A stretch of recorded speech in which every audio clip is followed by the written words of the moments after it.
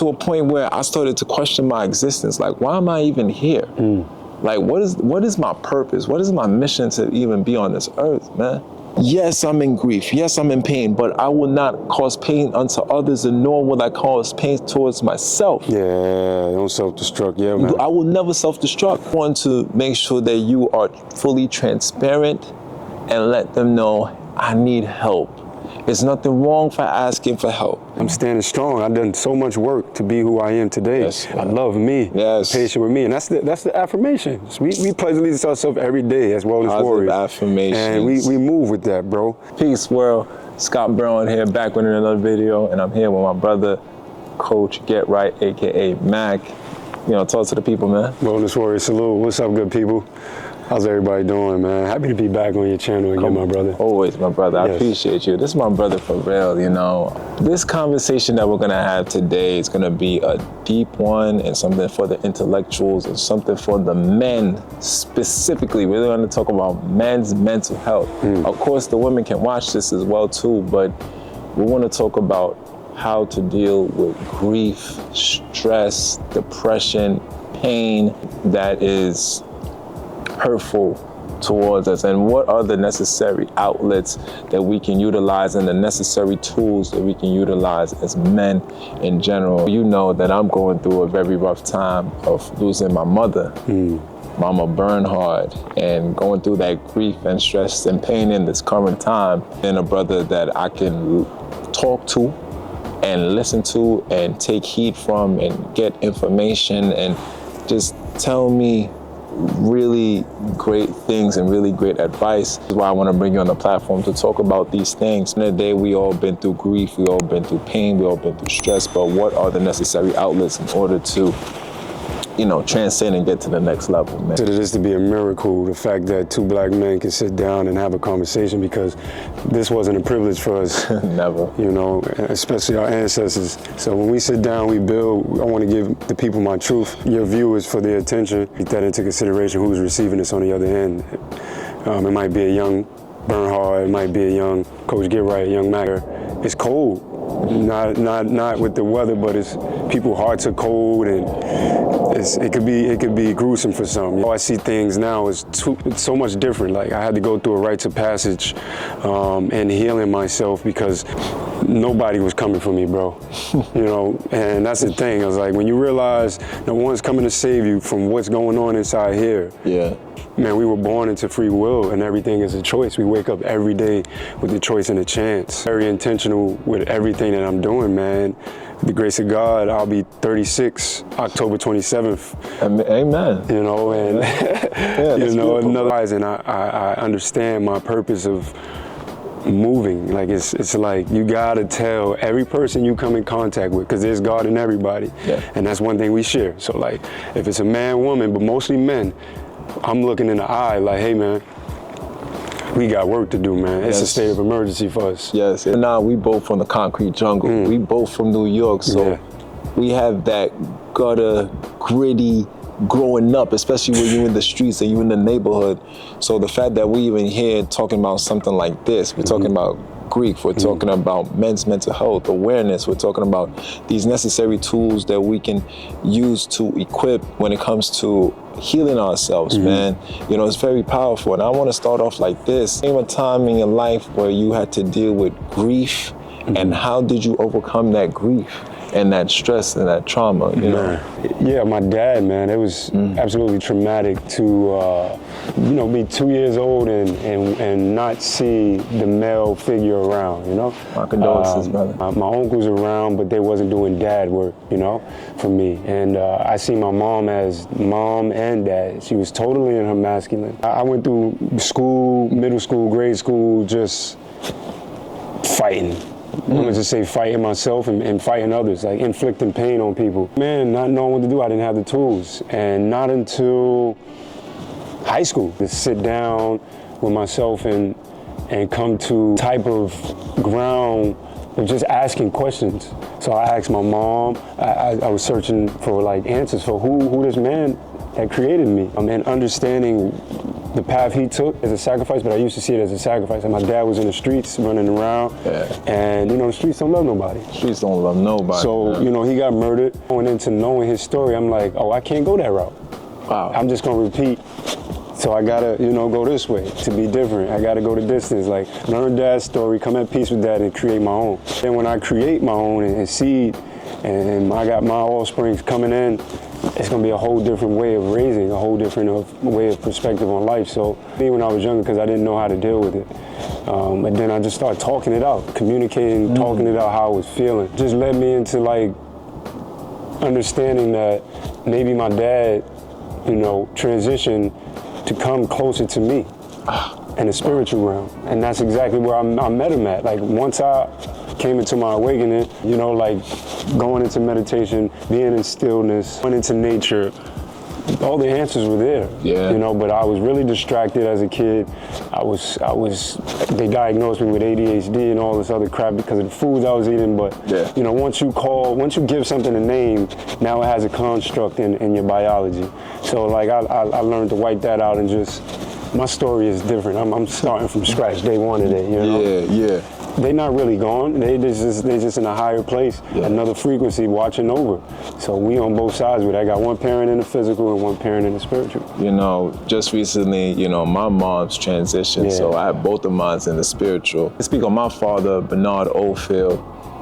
He wasn't physically there kind of father, but he was financially there. Like my father, you know, rich guy in Jamaica, had a lot of companies, successful businessman. Yeah, in the physical, because he had other things going on per se, but he was there, you know, financially. And it's very interesting because my father transitioned my last year of university, college, and growing up, I don't even really have memories of my father like that. I think I visited him twice in Jamaica when I was living there. I remember just having so much hate and resentment in my heart.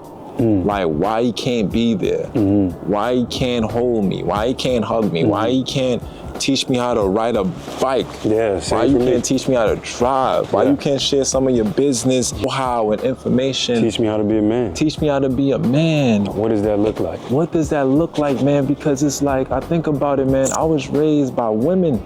I was raised by a praying mother, my auntie, my grandmothers. Of course, I had male figures in my life, but I had so much hate and resentment in my heart because my father wasn't there, to a point where I started to question my existence. Like, why am I even here?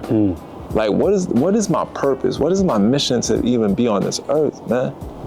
Because it's just like, I used to get so jealous when I see the mom and dad dynamic. Why I can't have that? Why this? Why that? It's like, am I unworthy of having that, brother? And until that my father unfortunately transitioned from prostate cancer. And I remember, God rest his soul. And I remember when my mother told me come straight home from class, and you know, I came straight home from class. I thought it was something that I had to deal with her. And I remember I went into the house and I was like, Mom, what's going on? What's wrong? He said, your father, Mr. Oldfield. And I said, okay, well, what happened? Because that same time, that same year that he passed and transitioned was the year that I was supposed to reconnect with him. I was supposed to go down to Jamaica. I was supposed to learn about this man even more. We're supposed to build, you know, drink a Guinness. We on the beach, we having a good old time, father and son time. And I felt like that was stolen away from me 4 days before my birthday, 2014. She told me that, you know, he died, he transitioned. And I just started bawling, bro. I started crying, I started bawling. I didn't know how to control myself. Imagine all the years of just building up this anger and resentment and not being able to express it because you don't want to look weak in these streets. You don't want to look weak to anybody. It was making me do harmful things to others, sometimes to myself. You know what they call it? Crashing out. I build up anger and tension and felt like I was so alone because nobody understands where I'm coming from. Nobody. You know, especially with this hyper masculinity thing, like, oh, you just gotta take it to your chest and just, you know, keep it going, man. That's stupidity. It's an indoctrination of what was taught to man, and he doesn't realize, man, that he's mine. Like, man is mine, and man needs to feel from his heart. You know, but that's what I'm saying, bro. This archetype, man, and I want to thank you for sharing, but just this archetype that we're embodying, bro, is different from our forefathers. Yeah. You know, this is something my mother blinking 2 or 3 times to see, like, you've never seen nothing like this, but yeah, you birthed this, but the work that I'm doing is the further time, and this is not your time, this is my time. So it's going to be hard for you to recognize and respect who I am, but there are boundaries that I set with most of the people that are close to me, man. I don't play around with it, you know, so the toxicity of the masculinity, it's disgusting to me. Like, you can carry yourself with one way of living for the whole entire existence. That's like, when you're under stress as a man, how do you deal with that stress in a healthy way, in a healthy, holistic way? Because we see when certain men are stressed or certain individuals are stressed, you see how they act, or they lash out, or they act very belligerent. But we want to talk about, how do we deal with stress in a more holistic way and fashion? You know, as I spoke earlier about the rites of passage that I went through with my Baba, Supernova Islam, who is Queen of Fua's son. Yeah, shout out to Islam. Man, he taught me so much in my almighty group that I graduated with. We learned so much about the man and just taking him apart. You know, week by week, we were going through these ritus and just learning how nature gives. And I was in the right place at the right time. Happened to be living in Mexico and still reside in Mexico. I was able to connect with nature. I was able to do herbal baths. I was able to meditate. I was able to, you know, rewind. I was able to forgive myself first. So yeah, we had to write a letter of apology right off rip.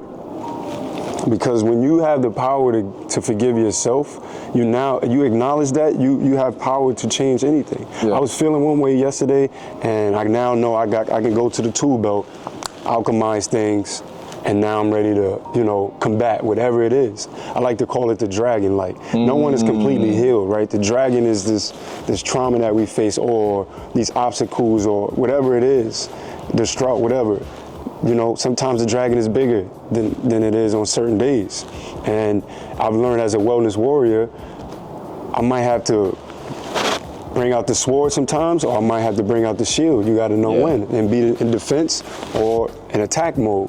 So I know how to do that, and it was a teaching that has been around in the ancient African cultures forever. Talk about you know, going into something as simple as inversions, getting gravity off your feet, going outside with your shoes off, touching the ground. You know, like I said, drinking the herbal tea. These medicines that nature has provided for us to help us deregulate our nervous system. I realized I was too much of an up-regulated guy because of this place we call home, I guess, New York City, right? It's overstimulating here, you know, to where the point we can't even focus on our thoughts, our minds, and what we're saying out our mouth, but we do it continuously, what we're listening to. Like, this is a part of the immunity, you know? So realizing that, bro, like being able to zoom out, I'm like, oh, I got the tools, I got the learning, but I'm no better than anybody. I continue to refresh my learning. I continue to go back. But when I come into formation with another man or a woman, I have these talks. It's like, yo, we family. They ain't teach us that, but I'm gonna let you know the same thing that you were suffering. I might be going through my ministry and you might hear something that registered with you, so take heed, you know? And that's it, bro. That's how I deal with it. It's only a moment, and this moment will not last a lifetime. I'm over it. I'm the giant. Suffering is temporary if you allow it to be. Suffering is temporary. Facts.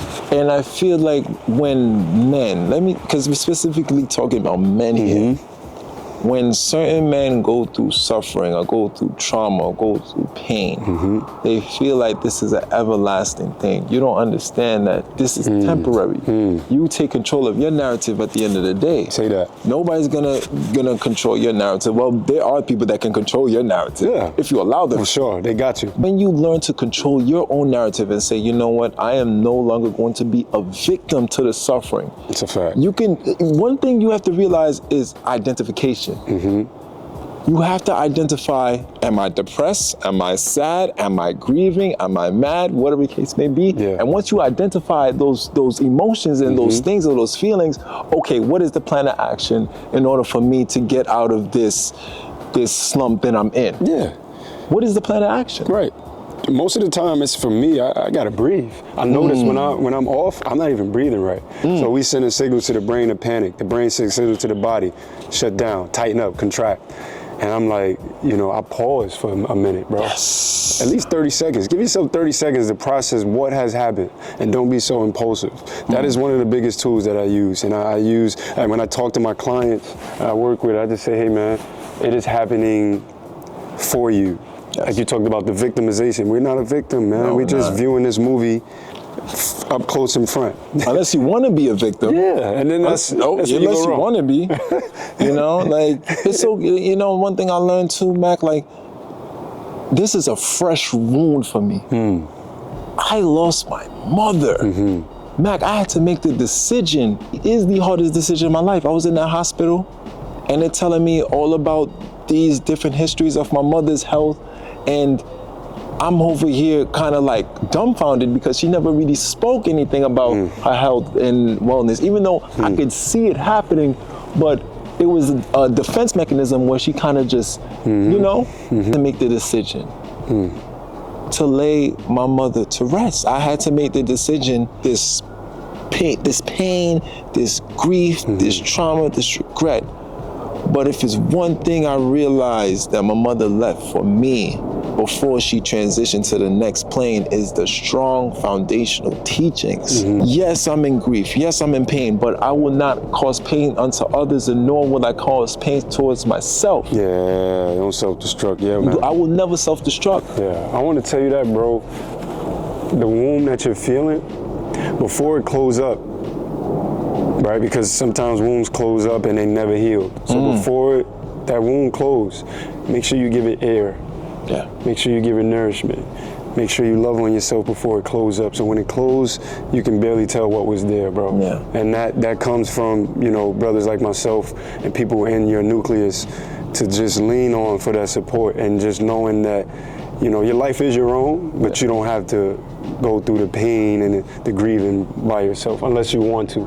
And I think that would be victimizing. Yes, that would definitely be victimizing, because one thing, you have to lean into community. Yes. So the brothers out there, man, that is blessed to have a brother like Mack or myself, or community or family, lean onto your community when you're going through these hard times in your life. That's it. No man is an island. No. You want to make sure that you are fully transparent and let them know, I need help.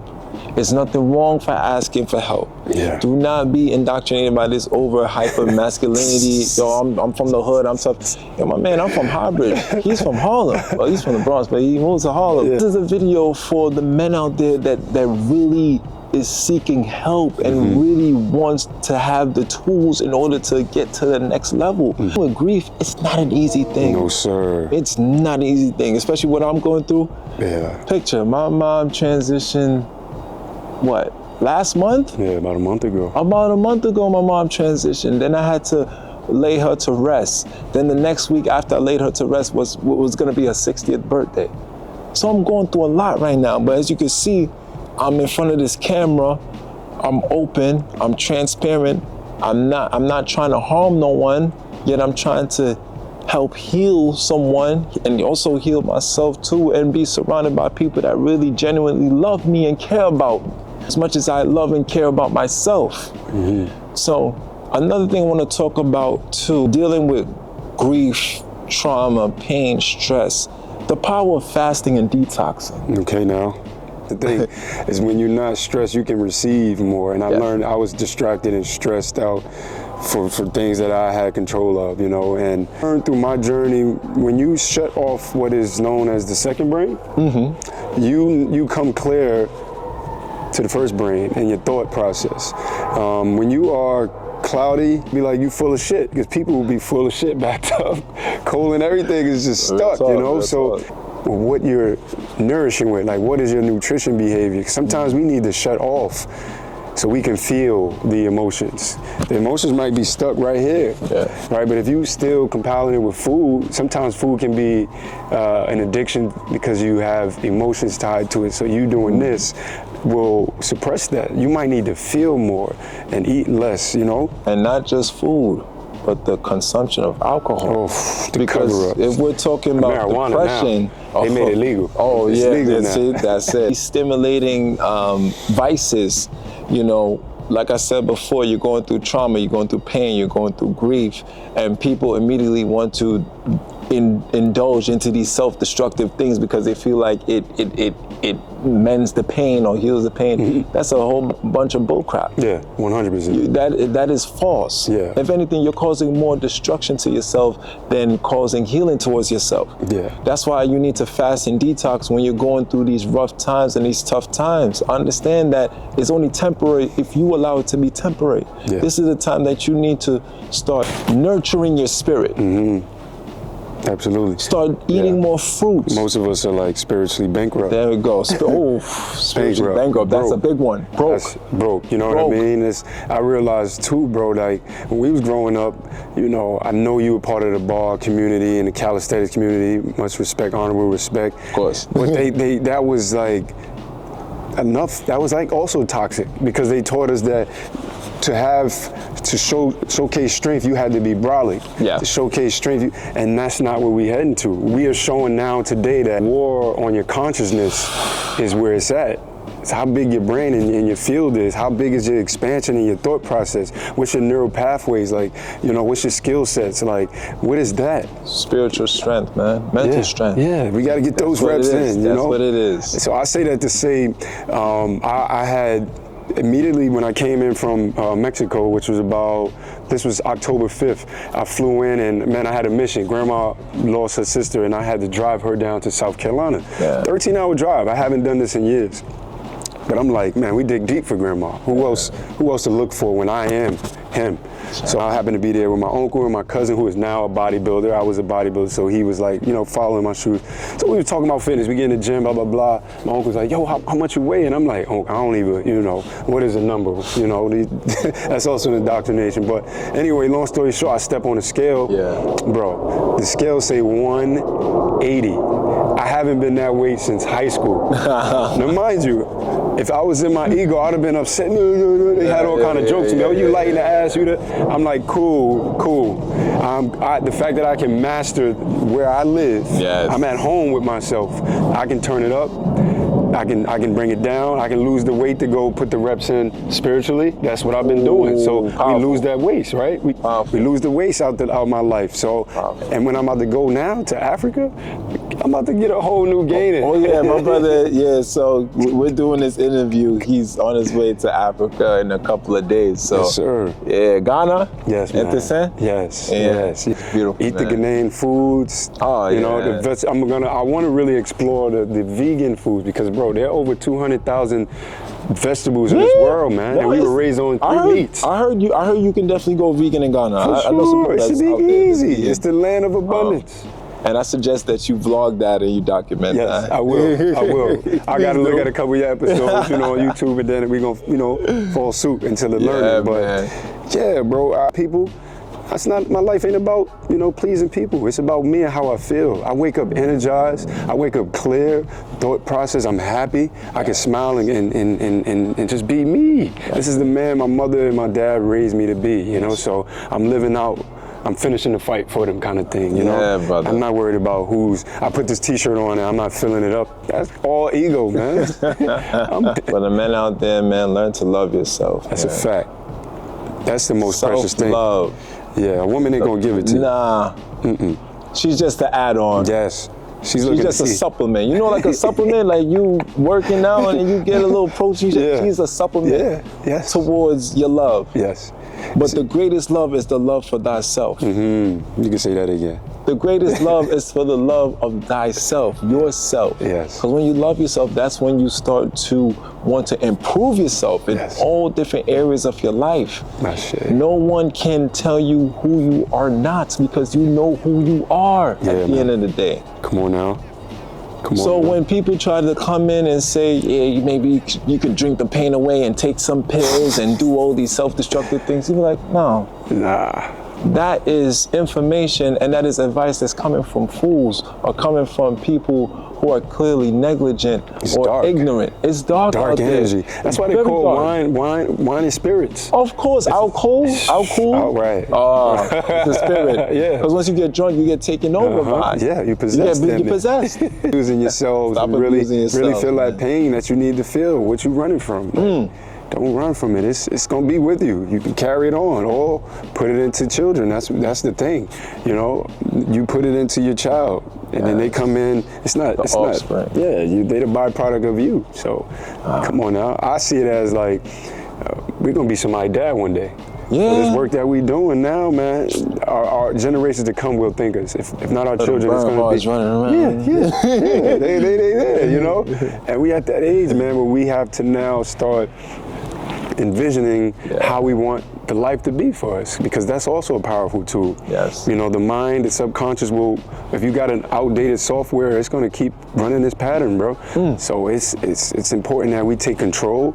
I learned how to externalize thoughts, like bring it out like a person and have a conversation, sit down and have a conversation with this subconscious. Why are you trying to sabotage and diminish me? Like, no, I'm here. I'm standing strong. I've done so much work to be who I am today. Yes, I love me, patient with me, and that's the affirmation. We pledge allegiance to ourselves every day as well as warriors. Affirmations. And we move with that, bro. But yeah, every man needs it. You know, the help is here. You got, you know, come on now, New York City. You got Scott Burnhard here. Like, and that's another thing we do. Where we from, they just watch. So that's like a disease. Why are we watching? When we know, when we looking at the man, we see us inside that man, and it's just like, yo, why can I not? What can't come up for me to ask this man what I really need from him? I'm just gonna grill him. I'm just going to admire him from a far distance. We no longer can move like that. No, we can't. Oh, man. You know what I love to say, man? Collaboration over competition. That's a fact. One of my mentors, Plim, you know, he lost his mother back in 2001. I lost mine this year. And we had a conversation of transparency, and we spoke because, you know, now we have something in common. Not to say we had nothing in common before, but someone who has dealt with this trauma and this pain, and he's telling me, listen, you need to transmute that pain and that grief into making your mother smile, even when she's in heaven or even if she's in another spiritual realm. Yeah. And it clicked for me. It literally clicked for me. He also said, you need to continue doing the things that made her happy. Oh, your mother loved your content creation, you need to continue doing that. And every time you do it, you honor her. And look for her in this realm, because she'll pop out on you. She came in my dream. Yeah. in the dream, she might be in an animal figure. It might be a sign, and when you pay attention to that, you know she always rocking with you. 100%, bro. Don't lose that, because I had to be reminded, you know, through plant medicine that my pops was like, man, I'm always been with you, but you so distracted from feeling. And you're distracted from when the ancestors are sending the messages through, you can't even get it because you're distracted. So I was like, that hit. I was like, oof, what am I doing that I'm not receiving? Right. But I always felt this father figure over me, you know? So yeah, he's with me, and I chop it up with him, and I know that I'm protected. That's why I'm doing things that no man has ever done in my family, you know? I'm lifting weight that no man has ever lifted. That's true. So forget about looking, bro. Like, I know what I'm doing is going to hit. You know what I mean? We cashing out. Spiritual weight. Spiritually inclined, spiritually rich. You know what I mean? Like, we got that. Ah, man. The ancestors are smiling on us right now for us to even come in here back in front of this camera and having a dialogue and a conversation like this. Because this is something that is rarely happening because of the egos. You know what the ego is? The edge of guard out. Yep. The ego is so large that man and man can't come together and form brotherhoods and form friendships. Nah. Man and man can't come together and say, okay, this is my brother and this is somebody that I lean on towards counsel.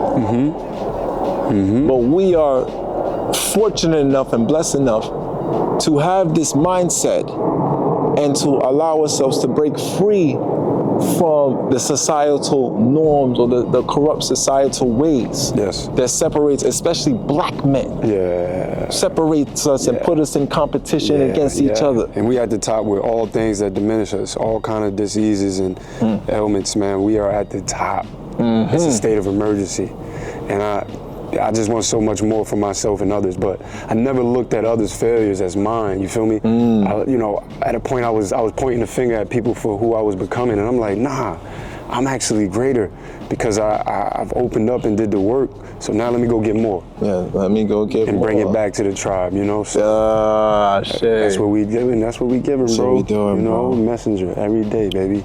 You know, as we close out this beautiful conversation, man, what would you want to say to the man out there that's going through stress, grief, pain, trauma, and it's been consuming them for so long, but now you want to change his mindset from being a victim to the victor? Right. What do you want to say to that man? Man, young brother, young man or older man, gentleman, I know that there is enough help for you.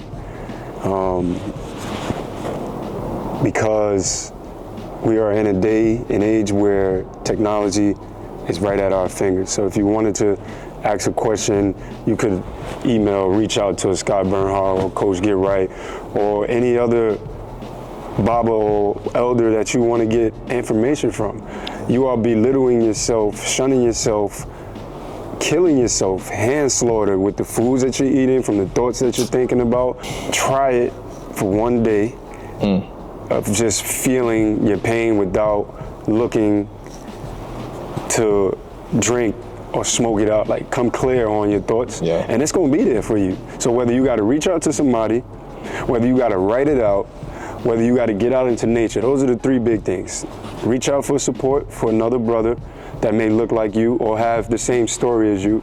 Number two would be writing it out. And number three would be stepping in nature without any distractions. Don't go with your girlfriend. Don't go with the cell phone. Sit with yourself. Feel that pain. Because when you sit in that solitude, it's gonna bring up so much that you're gonna have time to really see life. And if you really need some like acute help, you need to go see a therapist. I think therapy is super healthy. Just sitting down and speaking to someone who is certified to helping you build what you need. Me, I was privileged to blessed enough to just be like, all right, I can do this on my own. You know, and that's how I know we all got it in us, but some of us are far out from our oneness that we need that help to bring us to teeter back onto who we are in this heart space. So be afraid to ask for help. Yeah. Ask for help. Yeah, I was that guy. Trust me too. Yeah. It wasn't until that I started to lean on towards my elders and especially my pastor. My mother was an ordained minister. This Pastor Joe is the one that ordained her to minister, and you know, he's been so much of a father figure to me. So when I started to talk to him and lean onto him and tell him things and be more transparent, a weight was lifted off my shoulders because I wasn't keeping it in. I wasn't keeping the garbage in. I wasn't keeping the trauma and the strife in. You know, it'll kill you. It will. It will destroy you. Stress will destroy you quicker than you could say. You destroy your immune system. Go on. You know, and brothers out there, anybody out there, but specifically for the men out there, understand that you are not alone unless you want to be. And sometimes it's okay to be alone, but do not cut off your support system. Do not cut off your family members. Do not cut off your community. Lean on to them. And understand that your suffering is temporary. Your grief is temporary. You are going to get to the next level if you allow it to be so. Right. And if I may add, is that know that you are loved. You know, and with watching this, like I said in the beginning, I care about who is receiving this on the other end. So you're seeing yourself, and you got people to reach out to. So if you say I got nobody to reach out to, look what you're watching right now. These are two brothers that have a vast experience of knowledge, not everything, but we know some things that help you get further in life. So it's just about helping each other on that walk home, you know, returning back to ourselves, the ancestral state. And we got that. So reach out. No one This was a heavy one, man. Love you, bro. I love you too, my brother. This was a heavy conversation because this is, one that really coming from a grieving heart in this moment in time. But I knew that I had the strength to have a conversation like this, especially with a brother like you that I respect and I revere and I admire so much. Likewise, my brother. Thank you for coming on the platform, bro. I appreciate you. You know that. Thank you, bro. To the top, baby. Shit, you know what I'm saying? We get stronger, baby. Man. Appreciate you, man. Keep grieving, keep crying, man. Release, let go. It's your boy Scott Burnhard. Rate, comment, like, share, subscribe. Shout out to my brother, Coach Get Right, aka Mack. Please follow him on social media and follow his journey as he goes into Africa, aka Ghana, into his amazing story. And yeah, family, this is a conversation of one and many more to come. And subscribe to the YouTube channel, man. Let's get to 1 million subscribers, man. We back. We here, we gonna do it big for Mama Burnhard, all right? Yes. So, blessings. Appreciate you, bro.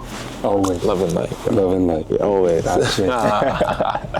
Man, you need it, man. You need it. Love thyself. Yes. Feel Stop thyself. playing with yourself. Pause. Ooh, that thing healthy. Paper bag with the greens, I'm gonna ring it up like house keys. Who got that healthy? Phone click up in the picture, got my crew all in my selfies. Ooh, that thing healthy. Ooh, that thing healthy. Who got that healthy? Who got that healthy? She open getting it in, girl jingling like house key. Ooh, that thing healthy.